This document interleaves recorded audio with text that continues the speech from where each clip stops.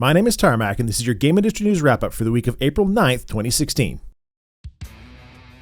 Private WoW server community Nostalrius, a project that provides WoW servers to play on for free with both vanilla WoW and the Burning Crusade versions, has been effectively shut down by Activision Blizzard in a move totally not related to the upcoming release of the Legion expansion. I sympathize with the community group despite them of course having no legal standing, but I do want to point out that Blizzard has, in the past, stated that players don't really want to still play vanilla WoW. A patently false belief, courtesy of the 150,000 active players Nostalrius maintained.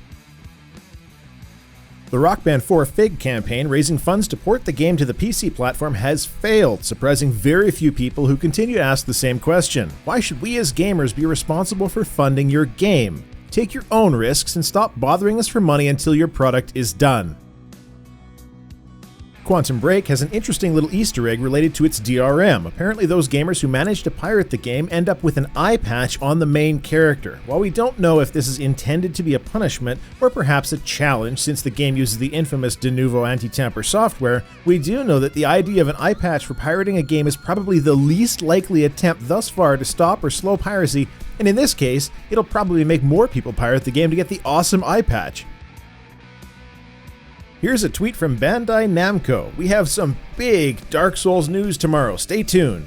Souls fans began speculating about things like a Dark Souls remaster, and you'd think with a tweet like that we'd be getting some pretty solid announcements. Nope, it's a Dark Souls clothing line for the most trendy of Dark Souls gamers.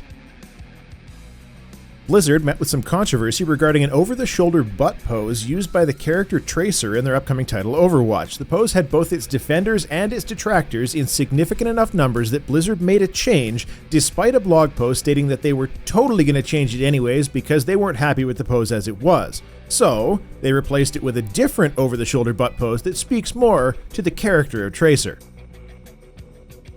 eGames, run by the International eGames Committee, a group backed by the UK government, will be shown at the same time as the Rio 2016 Olympics, despite it being a completely independent group.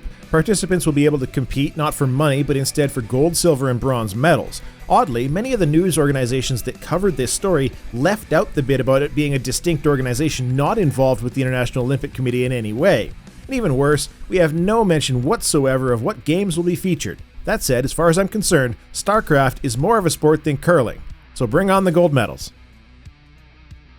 The Oculus Rift software package has an odd little section in its terms and conditions. Well, actually, for those of us who've been around for a while and are sufficiently cynical, it's not odd at all. The Facebook-owned company terms and conditions contain clauses stating that they will use information collected from the device in relation to promotional messaging, marketing, whether on the service or not, including measuring how users respond to their marketing efforts. And they can also send that data to related companies. Yep, I'm a bitter, jaded gamer to not trust Facebook as far as Zuckerberg's ability to relate to starving children. This surprises me not a jot, and really, was there any chance that the Facebook buyout was for noble purposes?